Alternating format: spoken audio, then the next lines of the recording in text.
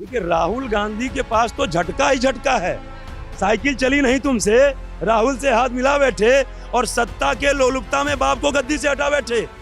आप ये बताइए, जब मोदी जी 2014 से ही देश के लोगों के साथ अन्याय कर रहे थे तो आप 14 से 19 तक कहां पिकनिक मना रहे थे राहुल जी? तो वो आपा खो बैठे हैं, कहना कुछ चाहिए कह कुछ दे रहे हैं। राहुल जी मेरे सपने में आए थे सुबह, तो थोड़ी वार्तालाप हुई। हमने कहा देखिए आप जो करते हैं राहुल जी सोच समझ करके नहीं करते हैं, अपना दिमाग लगाइए, जो भी आपको राय दे रहा है उसकी राय लीजिए।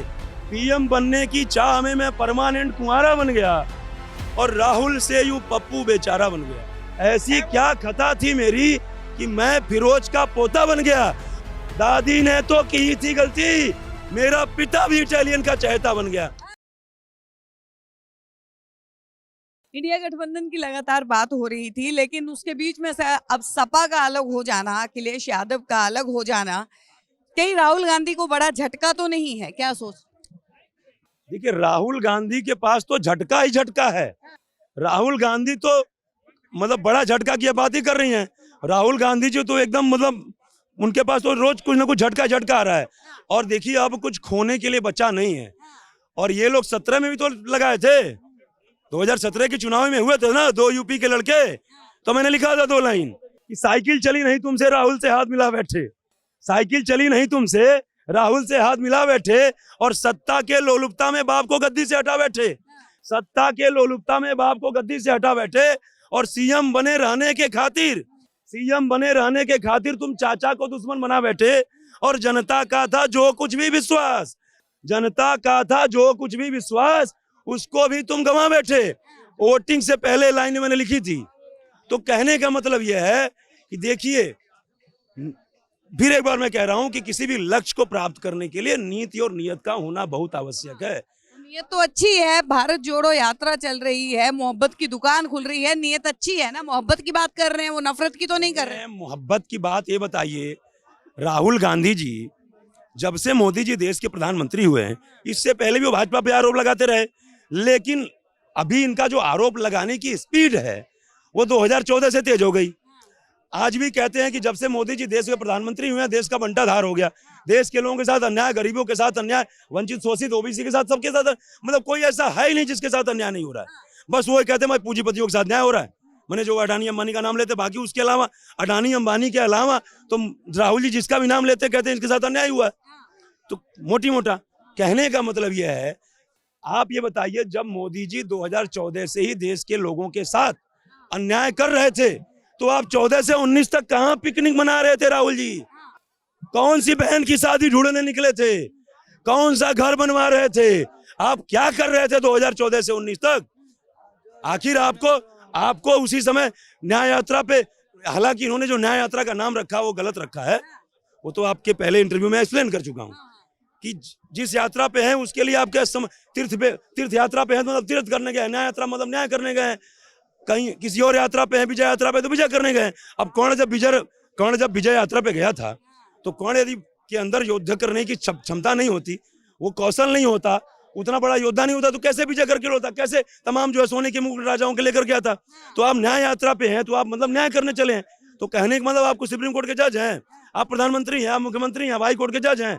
आपके पास कोई ऐसी पावर नहीं है जिससे आप किसी डीएम को, किसी इसको तलब कर सकते हैं। अरे भाई, पहले आप जो है, लोकतंत्र में सबको आवाज उठाने का हक है ना, सबको अधिकार है। वो एक देश के नागरिक होने के नाते जो है वो जनता को जागरूक कर रहे हैं। भाजपा वाले बोले तो सही, कांग्रेस बोल रही है तो गलत हो गया। पढ़े लिखे आदमी है ना, कहाँ ऑक्सफोर्ड से पढ़े लिखे हैं, तो देखिए क्या होता है, आम जनता वाच करती है। देखिए यदि आप अनपढ़ हैं, आप कुछ भी बोल दे तो चलेगा, बट यदि आप बहुत पढ़े लिखे व्यक्ति हैं तो आपकी हर शब्द पे लोग जो आवाज करते हैं और उसका कहीं ना कहीं आप इफेक्ट होता है। कहने का मतलब यह है कि जैसे बताइए राहुल जी, देखिए आवाज उठाना ठीक बात है, लेकिन कहने का मतलब यह है कि ये बताइए, यही आप न्याय यात्रा की जगह भारत जन संवाद यात्रा कर देते। जन संवाद मतलब लोगों से संवाद कीजिए, लोगों की क्या तकलीफ है आप नोट डाउन करते और उनको वादा दिलाते, मतलब उनको उनसे वादा करते कि भाई हमसे जो भी गलती सही हुई उसे माफ कीजिए। इस बार मैं यकीन दिलाता हूं कि आप हमें चुनेंगे। वादा दे तो रहे हैं, किसानों को वादा दिया एमएसपी का, गारंटी का। मैं वही तो कह रहा हूं, तो वादा दीजिए और आपको लोग चुनेंगे, आप सरकार में आएंगे, फिर आप न्याय यात्रा पे निकलिएगा कि जिसके जिसके साथ अन्याय हुआ, चूंकि आप उस समय शासन में रहेंगे, आपके पास पावर होगी, तो आप उसमें न्याय यात्रा पे निकलिएगा। लेकिन कहने का मतलब ये पहले, ये बताइए, कहने का मतलब कि जो चीज पहले करनी चाहिए उसको आप बाद में कर रहे हो, और जो बाद में करनी चाहिए उसको पहले कर रहे हो, तो कहां से भाई आप सफलता प्राप्त करोगे? कहने का मतलब एक लाइन में कहना चाहता हूं, किसी भी लक्ष्य को प्राप्त करने के लिए सबसे महत्वपूर्ण बात उसकी शुरुआत है, फिर धैर्य, हिम्मत और हौसले की बात है, इसके साथ प्रयास की दिशा अगर ज्ञात है, और यह सब है जिसके अंदर उसे लक्ष्य पाने से रोक पाना नहीं किसी भी शख्स की औकात है। तो राहुल गांधी और कांग्रेस पार्टी को यह पता नहीं चल पा रहा है कि हमें किस डायरेक्शन में जाना है, हमें किस डायरेक्शन में एफर्ट करना है, तो वो आपा खो बैठे हैं। कहना कुछ चाहिए, कह कुछ दे रहे हैं। कहने का मतलब यह है कि देखिए, आप जो है वो क्या नाम है कि आप यात्रा कर रहे हैं, ठीक है, लेकिन आप चिंतन तो कीजिए। हाँ, आप थोड़ा चिंतन करना शुरू कर दिए राहुल जी। अब मुझे लगा कि वो थोड़ा चिंतन कल मेरे सपने में आए थे। अच्छा, आपके तेजस्वी यादव के सपने, तेज प्रताप के सपने में आते हैं लोग, आपके सपने में? राहुल जी मेरे सपने में आए थे सुबह, तो थोड़ी वार्तालाप हुई हमसे। बल्कि देखिए, अब भाई, अब सपने में जब आप व्यक्ति आता है तो कहीं ना कहीं वो ये नहीं सोचता कि कौन क्या है, सपने में तो भाई बराबर है दोनों, मोटी मोटा। तो थोड़ी बातचीत हुई, बोले भाई हमको समझ में नहीं आ रहा है क्या करें, और मतलब एक पे एक लोग बिखरते चले जा रहे हैं, हम एफर्ट जो कर रहे हैं पूरी मेहनत से, शिद्दत से भाई इतना चल रहे हैं, फिल रहे हैं, अपने तरफ से पूरा दे रहे हैं, लेकिन फिर भी हमारे लिए निगेटिव हो जा रहा है। हमने कहा देखिए, आप जो करते हैं राहुल जी, सोच समझ करके नहीं करते हैं, अपना दिमाग लगाइए, जो भी आपको राय दे रहा है उसकी राय लीजिए, लेकिन आप उस राय पे चिंतन मंथन कीजिए, और उसके बाद जो है 10 लोगों से भी सलाह लीजिए, और उसमें 10 लोगों से सलाह लेकर के एवरेज निकालिए। आपका चिंतन 10 लोगों का चिंतन, 10 लोगों की सलाह, एवरेज में जो ठीक निकला वो करिए। तो बोले नहीं, बात तो सही है, लेकिन अब तो जो हो गया आप क्या करें। तो बल्कि बेचारे बड़े दर्द में थे उन्होंने, तो उन्होंने कहा कि पीएम बनने की चाह हमें, मैं परमानेंट कुंवारा बन गया। मतलब उनका जो दर्द है कि इतना त्याग करने के बाद, सपने में आपको बताया, पीएम बनने की चाह हमें, मैं परमानेंट कुंवारा बन गया, पीएम बनने की चाह में मैं परमानेंट कुंवारा बन गया, और राहुल से यूं पप्पू बेचारा बन गया, राहुल से यूं पप्पू बेचारा बन गया। वो कह रहे हैं गलत है, व्यंग बताइए। गलत है, अभी आपका खंडन करूंगा, आप करिएगा, आप यहीं रहिए, खंडन करूंगा। पीएम बनने की चाह में परमानेंट कुंवारा बन गया, राहुल से यूं पप्पू बेचारा बन गया, और अभी तक पता नहीं चला मुझे, पता नहीं चला अभी तक मुझे, क्यों देश में मजाक हमारा बन गया।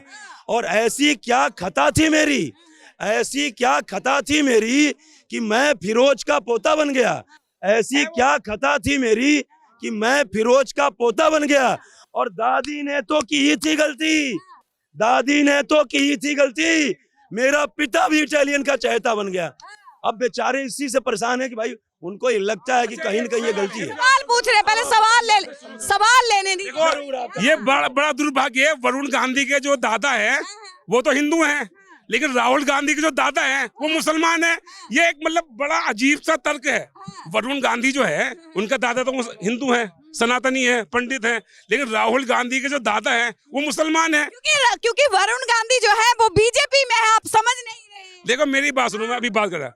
आप तर्क करिए, किसी का व्यंग भी करिए, लेकिन इस तरह की टिप्पणी जो है, देखो राहुल गांधी है, एक बात है, ये नेता है देश के, और वो जो राष्ट्रीय पार्टी है 135 साल पुरानी, उसमें अध्यक्ष भी रह चुके हैं। अब ये कहेंगे इसकी इनकी बात पर अगर कोई भक्त होगा राहुल गांधी जी का, वो कहेगा मोदी जी अपनी घरवाली को छोड़ दिए, काहे छोड़ दिए। आपसे बड़े भाई व्यंग, ये भी जो ये कहेगा ना इस बात पे, मैं उस पर भी गलत हूँ। उनकी क्या परिस्थिति हुई, तो घरवाली छोड़ी है, राहुल को तो घरवाली मिली नहीं है। बताइए। देखो सुनो, ये हमारे देश की धरोहर है, वो बड़े नेता है, हम एक आम राहुल गांधी देश की धरोहर है सारे। सुनो जरा, सुनो, राहुल गांधी हो, कोई भी हो, नहीं गलत है। अभी जो सुनो, अटल बिहारी वाजपेयी जी भी ना, अटल बिहारी वाजपेयी हो, कोई भी हो, लेकिन नहीं गलत। ये बताएं, हमने जो व्यंग पढ़ा है उसमें कौन से शब्द पे इनको आपत्ति है, ये बताएं, मैं खंडन कर दूंगा।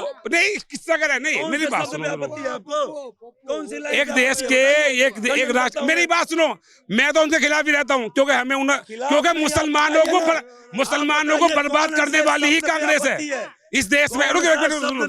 क्योंकि मैं इसलिए खिलाफ हूँ क्योंकि मुसलमानों को बर्बाद करने वाली ही कांग्रेस है। बीजेपी ने बर्बाद नहीं किया, मुसलमानों को बर्बाद बीजेपी ने नहीं किया, कांग्रेस पार्टी ने किया है। ऐसे हवा में बात मत कीजिए, आपको चैलेंज करता हूं, और आपके इस चैनल के माध्यम से चैलेंज करता हूं कि अभी जो मैंने लाइन बोली है, जो लाइन मैंने बोली है कि राहुल जी सपने में आए थे।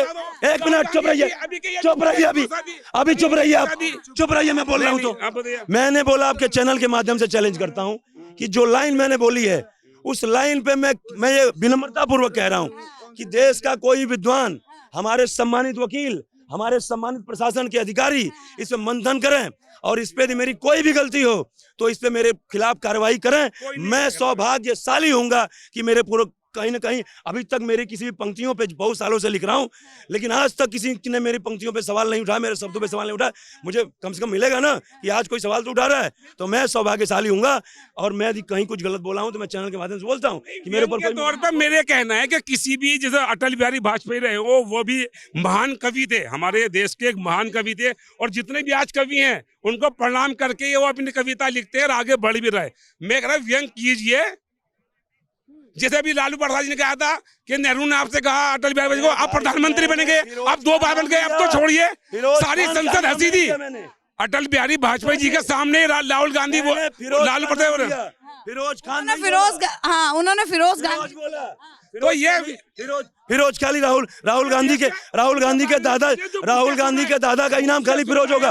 वरुण गांधी के दादा हिंदू कैसे हो गए और राजीव गांधी ऐसा बोलते हैं ना।